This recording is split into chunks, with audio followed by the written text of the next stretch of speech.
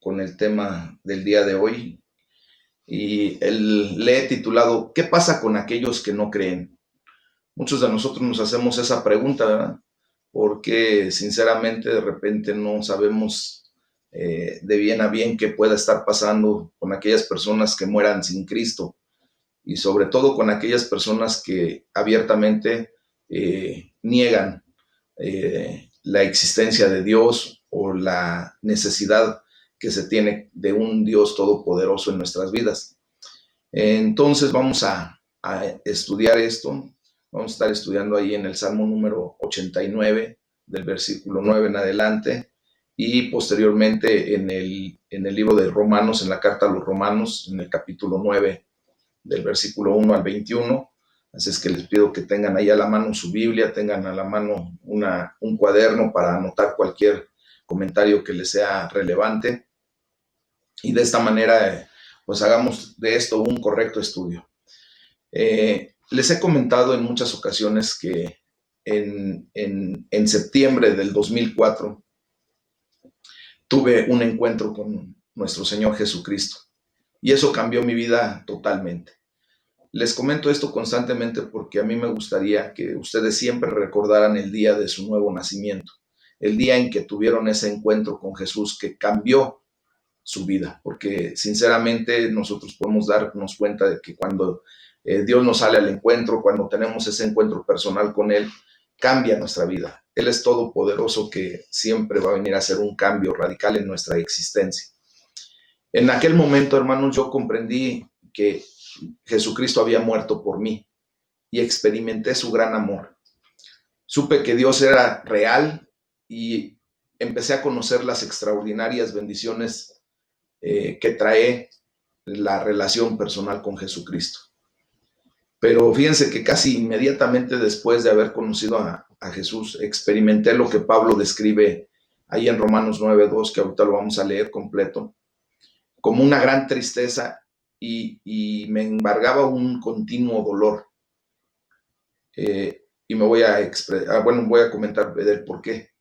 Porque me empecé a dar cuenta de que estar sin Cristo es algo terrible y que morir sin Cristo es algo mucho más terrible, porque obviamente empecé a entender que morir sin Cristo es irnos al infierno directamente, sin escalas. Entonces yo anhelaba que todo el mundo experimentara y supiera lo que yo había experimentado hacía poco tiempo. Ansiaba que mi familia y aún mis amigos, ¿verdad?, que no eran cristianos, conocieran propiamente a Jesucristo. De hecho, yo he llegado a considerar que el día en que yo acepté a Jesucristo, y ojalá y tú así también lo consideres, fue el día en que yo me saqué la lotería más grande del mundo. Y le daba yo gracias a Dios y le sigo dando gracias a Dios por ese hecho.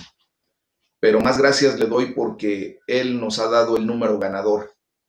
Y ahora tú y yo podemos llevarle ese número ganador a mucha gente y que la gente que nosotros amamos, a la gente que nosotros conocemos, a la gente que Dios ponga en nuestro camino, le podamos dar ese número ganador y decirle, mira, este es el número que te va a hacer ganar la lotería más grande de tu vida, la lotería más grande del mundo, porque efectivamente encontrarnos con nuestro Señor Jesucristo y empezar a comprender todo esto trae la mayor riqueza que no podemos ni siquiera imaginar, porque obviamente nos va a llevar a algo súper especial que se llama vida eterna. Mucha gente que tiene mucho dinero ahorita ya está pagando viajes a la luna, viajes al satélite, a ese laboratorio espacial que se tiene y paga unas fortunas increíbles por el hecho de poder salir de la atmósfera del planeta, de la Tierra, y paga grandes cantidades, pero nosotros vamos a salir de esta condición no solamente para ir a visitar otro planeta o para ir a visitar un satélite, ya sea natural o artificial, sino que gracias a Dios el Señor nos ha dado el potencial para poder salir de este plano y extendernos hacia lo eterno, ¿verdad?, caminar hacia la eternidad junto con Él. Entonces, aquí vamos a empezar a estudiar cómo el apóstol Pablo se preocupó con tal pasión por su propio pueblo que estaba dispuesto hasta a ser separado de Dios y del pueblo que amaba para que ellos se salvaran.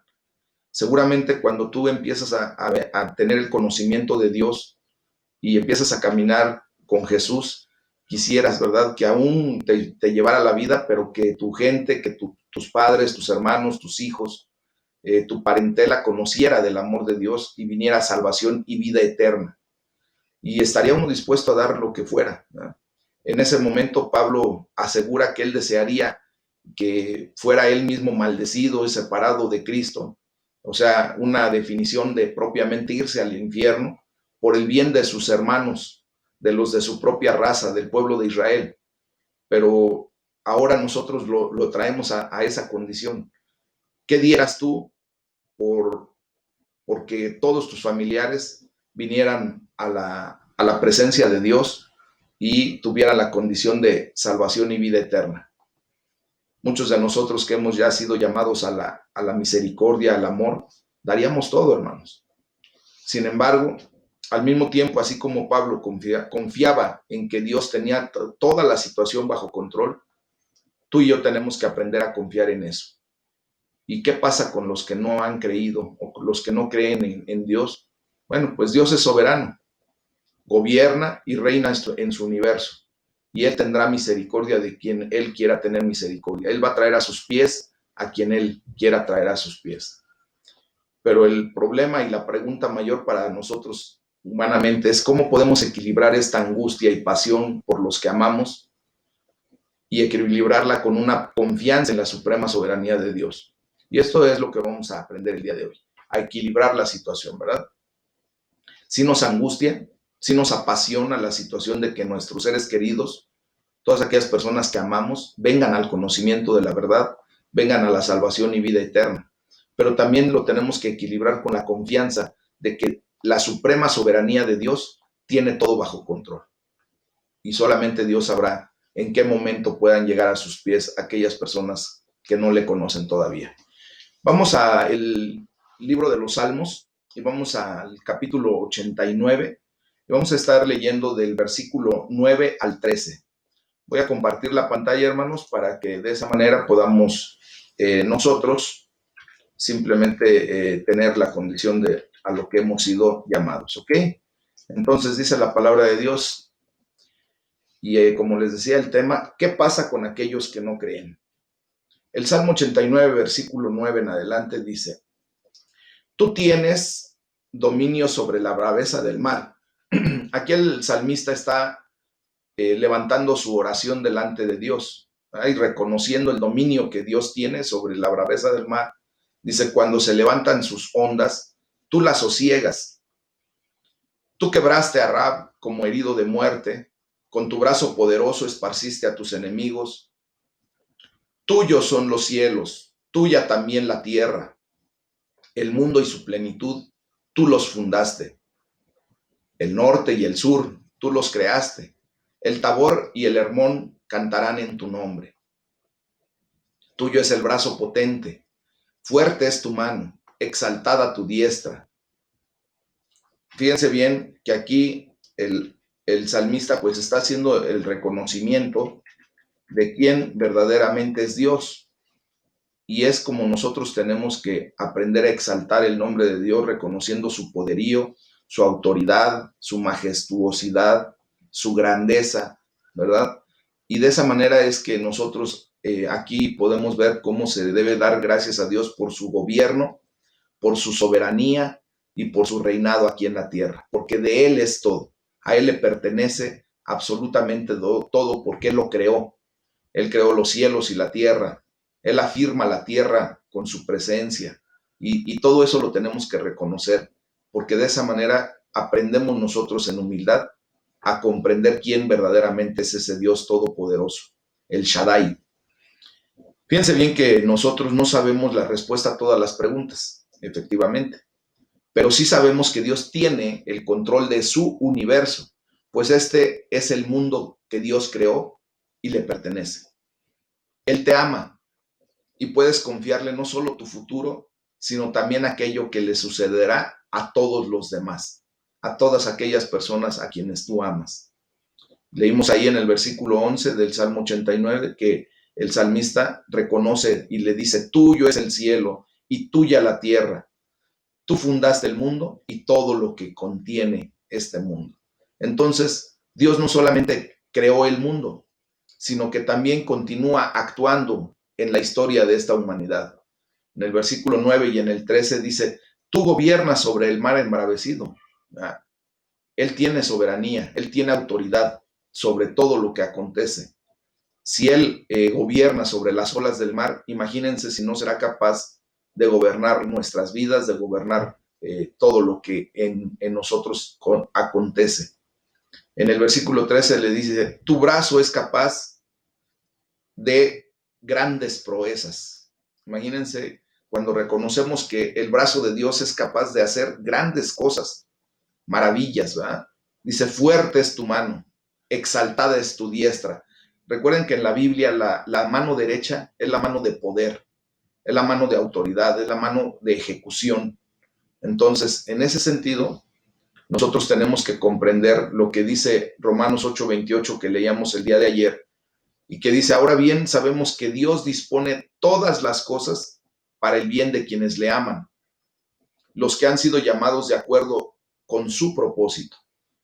Recordemos que la palabra emuná, la fe verdadera, nos lleva a comprender que todo proviene de Dios, lo bueno, todo lo que nosotros tenemos.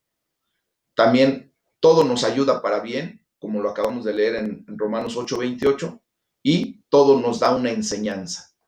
Entonces, cuando tú y yo buscamos comprender qué es lo que va a suceder con todas aquellas personas que no creen en Dios, nosotros debemos de pedirle a Dios que nos dé la enseñanza de por qué de repente hay personas que no quieren creer en Dios. Y Dios te va a traer a una enseñanza, te va a decir claramente el por qué y el para qué de esa situación. Nosotros solamente tenemos que decirle, Señor, tú eres el soberano, tú eres el Rey de Reyes, el Señor de Señores, eres el creador del mundo y el autor de la historia. Te damos gracias porque podemos confiar en que tienes el control hasta el último detalle de nuestras vidas, de todas las circunstancias, de todas las situaciones que nos puedan llegar a suceder en nuestra vida. Y en esa confianza descansar, que Dios también tiene en control la vida de tus seres queridos, de tus seres amados, que un día el Señor tendrá en consideración para llamarlos a su presencia, ¿verdad? Y que nosotros seamos solamente los instrumentos que Dios utilice para poder manifestar su gloria, su poder, y que la gente empiece a voltear a ver a Dios. Esto nos lleva a comprender que debemos confiar en su misericordia y en la compasión que Dios tiene por su creación. Porque obviamente las personas antes de venir a Cristo, no podemos llamarles hijos de Dios. Solamente aquellos que le reciben, que creen en su nombre, les da la potestad de ser llamados hijos. Entonces vamos a leer la carta a los Romanos, en el capítulo 9, de los versículos 1 al 21, cómo Pablo sigue en la disertación de lo que el hombre tiene que vivir en esta realidad. ¿Qué es lo que está pasando después de que hemos recibido a Cristo y qué es lo que seguirá sucediendo? Nosotros podemos ver que después de llegar a la cumbre de la epístola, de la carta a los Romanos, ahí en el capítulo 8, pues Pablo reflexiona de una manera muy especial y vamos a leerlo. Dice, verdad digo en Cristo, Romanos 9:1, no miento, y mi conciencia me da testimonio en el Espíritu Santo, que tengo gran tristeza y continuo dolor en mi corazón, porque deseara yo mismo ser anatema, separado de Cristo, por amor a mis hermanos, los que son mis parientes según la carne, que son israelitas, de los cuales son la adopción, la gloria, el pacto, la promulgación de la ley, el culto y las promesas, de quienes son los patriarcas y de los cuales, según la carne, vino Cristo, el cual es Dios sobre todas las cosas, bendito por los siglos. Amén. Dice, no que la palabra de Dios haya fallado, porque no todos los que descienden de Israel son israelitas, ni por ser descendientes de Abraham son todos hijos, sino en Isaac te será llamada descendencia. Esto es, no los que son hijos según la carne son los hijos de Dios, sino que los que son hijos según la promesa son contados como descendientes. Porque la palabra de la promesa es esta: por este tiempo vendré y Sara tendrá un hijo. Y no solo esto, sino también cuando Rebeca concibió de Isaac nuestro padre, pues no habían aún nacido, ni habían hecho aún ni bien ni mal, para que el propósito de Dios conforme a la elección permaneciese, no por las obras, sino por el que llama. Se le dijo: el mayor servirá al menor. Como está escrito: a Jacob amé, mas a Esaú aborrecí. ¿Qué pues diremos?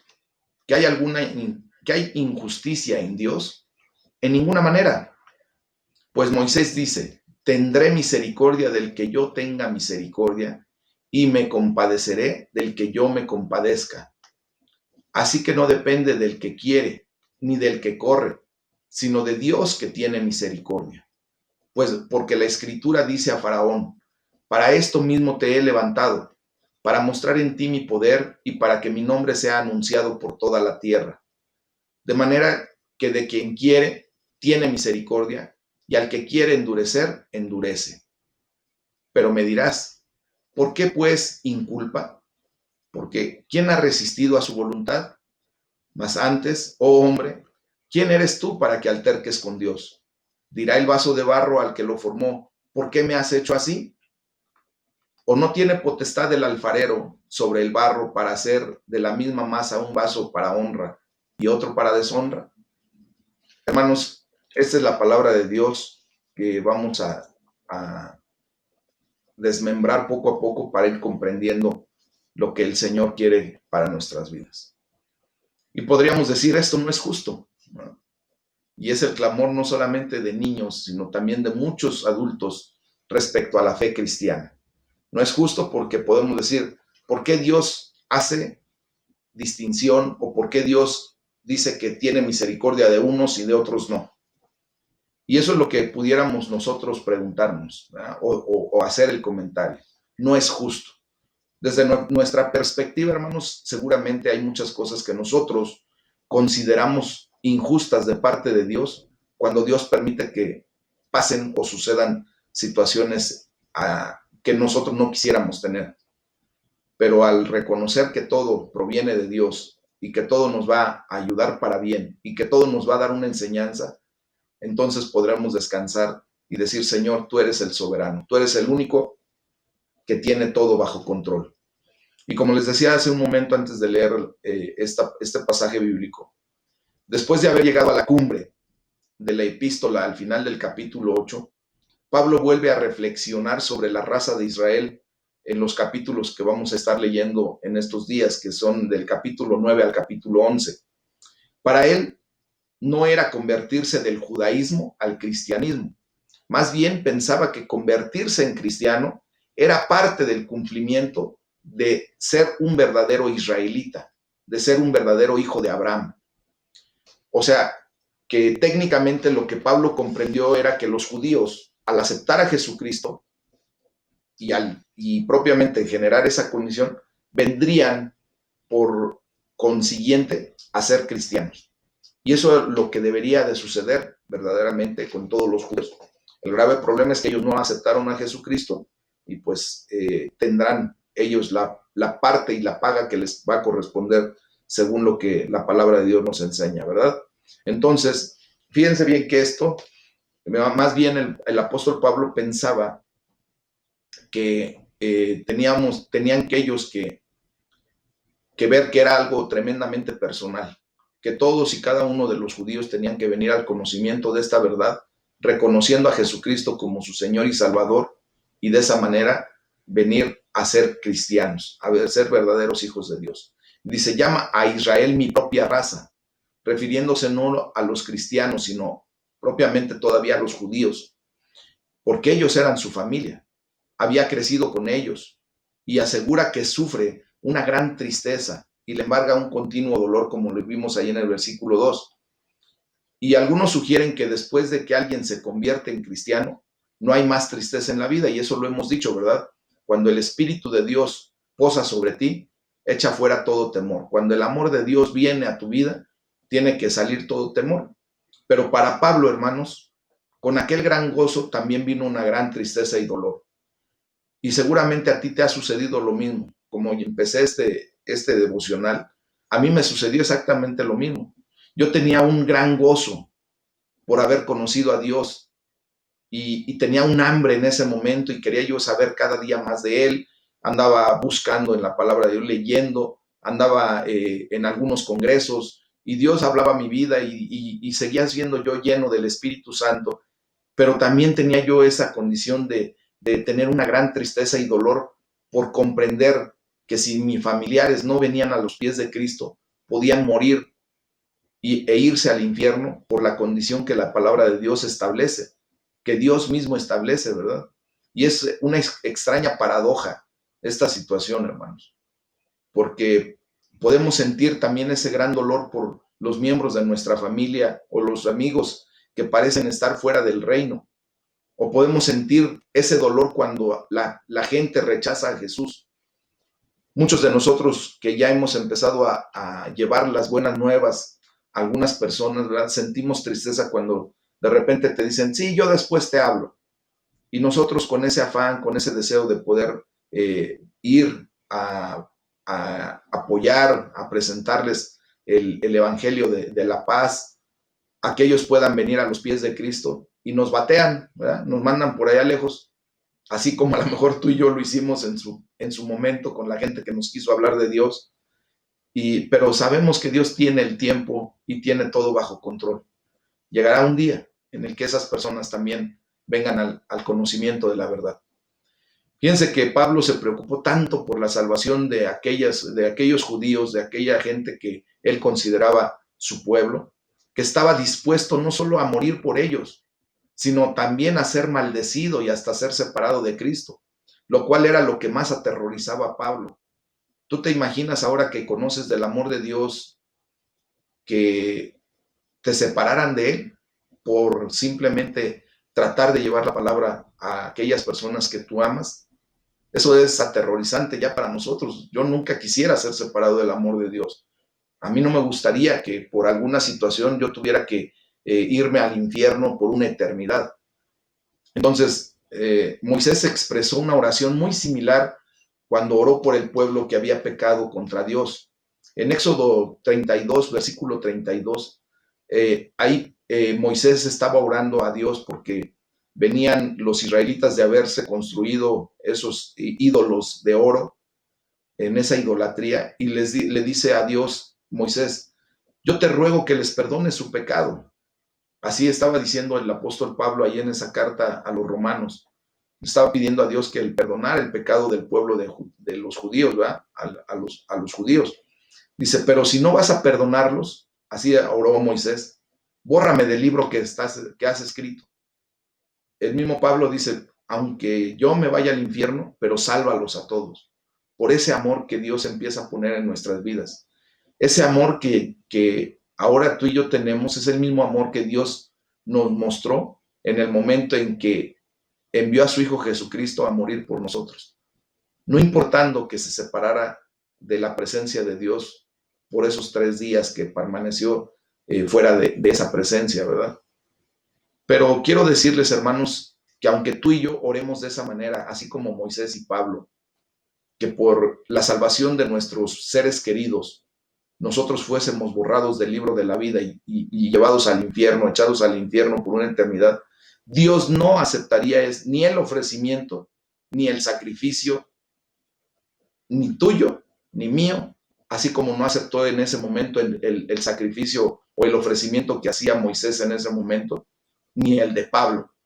¿Por qué? Porque nuestras vidas, porque la vida de Pablo, la vida de Moisés, tu vida y mi vida, no pueden en ningún momento expiar los pecados de nadie, ni los tuyos mismos. Solo la vida del único que vivió sin pecado, solo la vida de Jesucristo puede expiar nuestros pecados. Jesús estuvo dispuesto a ser maldecido y separado por ti y por mí, por nosotros. No solo estuvo dispuesto, pues su sacrificio fue aceptado y fue eficaz. Y no hay nada que podamos añadir a eso. Fue el sacrificio perfecto una vez y para siempre. Y eso lo tenemos que entender correctamente, hermanos. Porque en muchas ocasiones nosotros queremos jugarle al héroe, queremos ayudar a Dios, queremos hacer las cosas que no nos corresponden. Y no nos corresponden porque no está en nuestra capacidad. Para el perdón de los pecados solamente la sangre de Jesucristo tiene poder.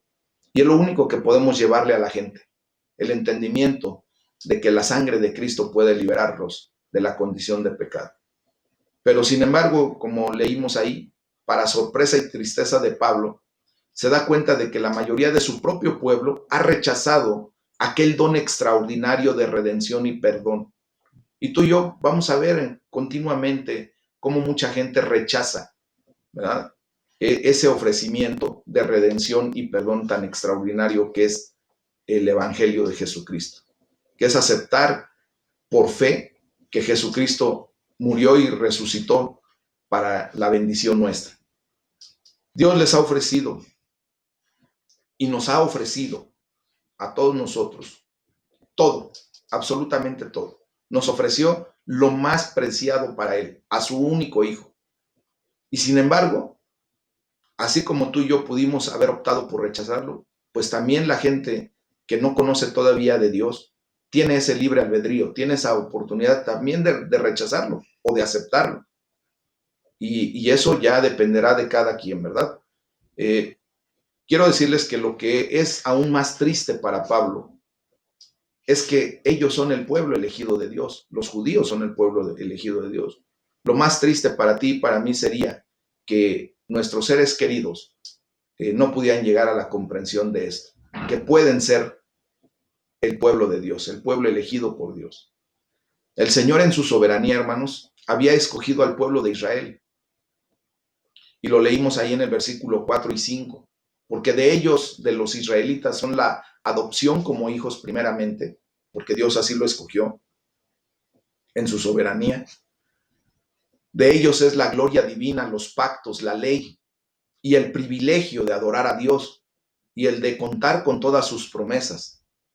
Dice la palabra de Dios que de ellos son los patriarcas y de ellos, según la naturaleza humana, nació Cristo, quien es Dios por sobre todas las cosas. Alabado sea por siempre, ¿verdad? ¿Por qué? Porque Él nace del linaje de David a través de María, ¿verdad? Entonces, con aquel antecedente, Pablo se enfrenta a la pregunta controversial, a la pregunta fuerte, que tuvo que atormentarlo durante prácticamente todo su ministerio. Y la pregunta era, ¿la promesa de Dios falló? ¿Acaso Dios no es fiel para cumplir con esa promesa que dio? La respuesta es, no. La promesa de Dios no falló. Dios no falla, nunca va a tener un hierro. Dios es santo, 3 veces santo, ¿se imaginan? Entonces, ¿cuál es entonces la explicación? ¿Cuál vendría a ser la explicación a esta condición? Pues su primera respuesta, hermanos, fue decir, en efecto, y hace una pregunta ahí en el versículo del 6 al 9. ¿Te has dado cuenta de que Dios nunca hizo promesas a todos los descendientes de Abraham? Recordemos que Abraham tuvo 2 linajes o 2 líneas de descendencia. La primera fue con Agar, la criada de Sara, que en su desesperación Sara le ofrece a Abraham para que tuviera hijos, porque si no, no tendría descendencia, y le nace un hijo que se llama Ismael. Entonces, de allí vienen los ismaelitas y de ahí vienen los árabes, todo el mundo árabe viene de la descendencia de Ismael. Pero ese no es hijo de la promesa. Es un hijo natural de Abraham, pero no es un hijo de la promesa de Dios.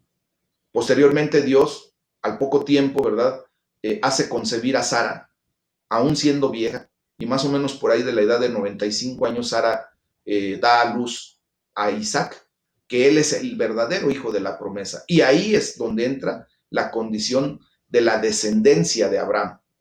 Entonces, él presenta 2 ilustraciones. Una de Isaac en comparación con su hermano o medio hermano, ¿verdad?, que viene a ser Ismael. Y la otra ilustración que nos presenta el apóstol Pablo ahí es acerca de Jacob, que es comparado con Esaú. Recuerden que ellos son gemelos, son mellizos que vienen y nacen prácticamente al mismo tiempo, por así decirlo, porque Jacob viene agarrado del tobillo de Esaú. Obviamente Esaú es el primero que nace y luego así enseguidita nace Esaú, Jacob. Entonces, ahí le dice en una palabra profética que el hijo mayor serviría al hijo menor, ¿verdad? Y es una situación que nosotros posteriormente podemos ver cómo Esaú viene a servir propiamente a Jacob.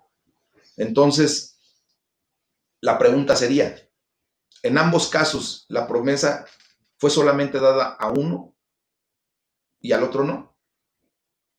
Y es por eso que nosotros muchas veces nos preguntamos, ¿es eso justo? ¿Acaso Dios es injusto? Así como también lo pregunta el apóstol Pablo ahí en el versículo 14.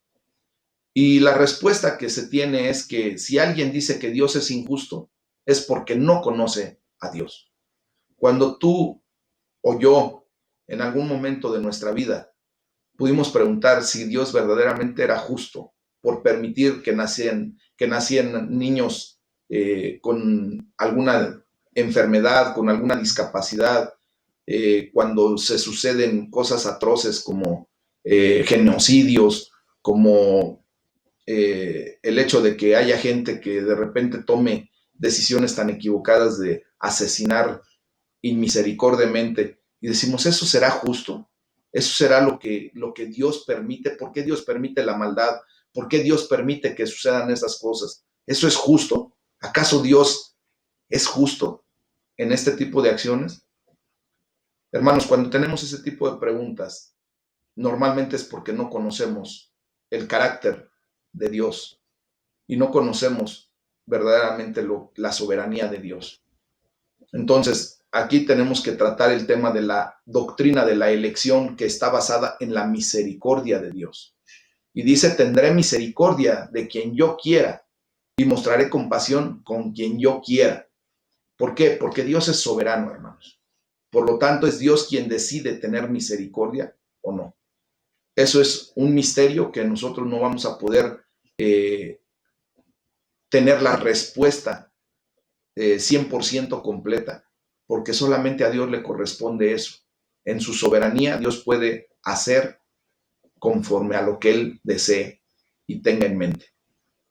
Es como si le preguntáramos, ¿por qué me permitiste vivir? ¿O por qué me trajiste a esta vida? Tú y yo no podremos saber exactamente la respuesta a esa pregunta hasta que estemos un día delante de Dios cara a cara y que sea Él mismo el que te diga el por qué te permitió venir a esta vida o el por qué permitió cierto tipo de situaciones. Y Él tendrá la mejor respuesta. La única y verdadera respuesta provendrá de sus labios. Entonces, no depende de nuestro deseo ni de nuestro esfuerzo, como te lo dice perfectamente bien el apóstol Pablo. No es del que quiera correr o el de que corra más el que va a alcanzar, sino de la misericordia que Dios quiera mostrar. Entonces, las palabras misericordia y compasión aparecen en estos versículos 4 veces, hermanos. Y nosotros podemos confiar en Dios sobre nuestro futuro y el de aquellos a quienes amamos. Él tiene el control último. Es su responsabilidad soberana la que dictamina quién vendrá a su reino y quién no. La Biblia no va más allá en responder preguntas. Nos habla de la gran compasión de Dios y de su justicia. Nos enseña tanto a elegir como a tener libre el albedrío. El libre albedrío, hermanos, significa que somos responsables de nuestras propias elecciones. Dios nos creó como entes moralmente responsables para tomar decisiones. Y en base a la moralidad que nosotros adquirimos, es como respondemos. Cuando estamos sin Cristo, nuestra moralidad es muy relativa. Y por eso, para unos las cosas son muy buenas y para otros no son tan buenas. Para unos el aborto, por ejemplo, pues ya ha sido hasta legislado, porque su moral está dictada en relación a la humanidad. Y dicen, pues la mujer tiene derecho a decidir por sí misma en su propio cuerpo. Y ella sabrá si aborta o no aborta. Y la ley la debe de respaldar, la ley humana.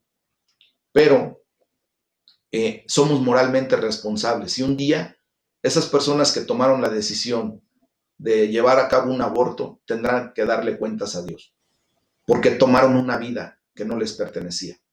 Desde el momento en que se genera la concepción, desde el momento en que se une un espermatozoide a un óvulo, hay vida. Y es una vida completamente diferente a la vida de la madre o a la vida del padre. Se conforma un ser individual. Y por lo tanto, cuando se toma la decisión de un aborto, se está en contra de lo que Dios dice: no matarás. Y eso, pues, es una condición completamente de moralidad relativa, ¿verdad? Para muchos de nosotros que venimos a los pies de Cristo, nuestra moralidad empieza a ser ya no relativa, empieza a ser dictaminada por la moral de Dios. Y Dios es moralmente perfecto. Y entonces esa moralidad, esa perfección de la moral, tiene que ser también nuestra. Y por eso buscamos la palabra de Dios. Y por eso Dios nos está enseñando, para tener una responsabilidad moral correcta. Amén. Entonces, muy a menudo, la verdad en la Biblia no se encuentra en un extremo ni en el otro, ni tampoco en el medio, sino en ambos extremos a la vez. Porque la verdad es absoluta, es completa. No está ni aquí ni acá, ni en medio. Abarca todo. Y por eso nosotros ya que nos quitamos de la relatividad. Porque tú puedes decir, la verdad para mí, hasta aún en la palabra de Dios, es la derecha. Y otro te podrá decir, no, mi hermano, yo lo entiendo que es a la izquierda. Y algún otro podrá venir a decir, no, yo entiendo que es en el centro. Hermanos, no se trata de cómo tú lo entiendas o cómo tú lo quieras ver. Se trata de cómo verdaderamente Dios lo dice. La verdad es absoluta y nosotros nos tenemos que regir sobre esa condición. Y esto, hermanos, no es un misterio que la Biblia nos resuelva. Hay algunas cosas sobre las cuales tenemos que concluir, así como lo hizo el salmista en el Salmo 139, versículo 6, lo voy a citar para ustedes. Dice: semejante conocimiento es demasiado maravilloso para mí, es tan elevado que no puedo entenderlo. Entonces, necesitamos aferrarnos a las verdades de la elección y del libre albedrío al mismo tiempo. Y podemos darle gracias a Dios por ese gran amor y esa gran misericordia que muestra por nosotros. Porque Él es lento para la ira y rico en piedad. Podemos darle gracias a Dios por haber muerto por nosotros en la cruz, para que todos los que creen en Él puedan ser libres, venir a la salvación y vida eterna. Roguemos a Dios porque nos ayude a confiar en Él cuando nuestra comprensión falle o cuando nuestra comprensión no alcance propiamente para discernir lo que está sucediendo a nuestro alrededor.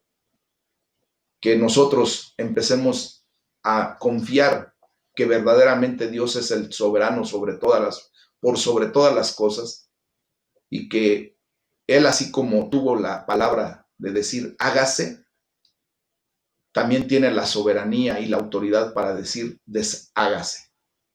Y nosotros tenemos que aceptarlo por fe, en amor, y ver la verdadera realidad de lo que Dios es. Él es el Rey por sobre todas las cosas, el soberano. Vamos a levantar nuestra voz, hermanos, a través de una alabanza. Que el Señor nos lleve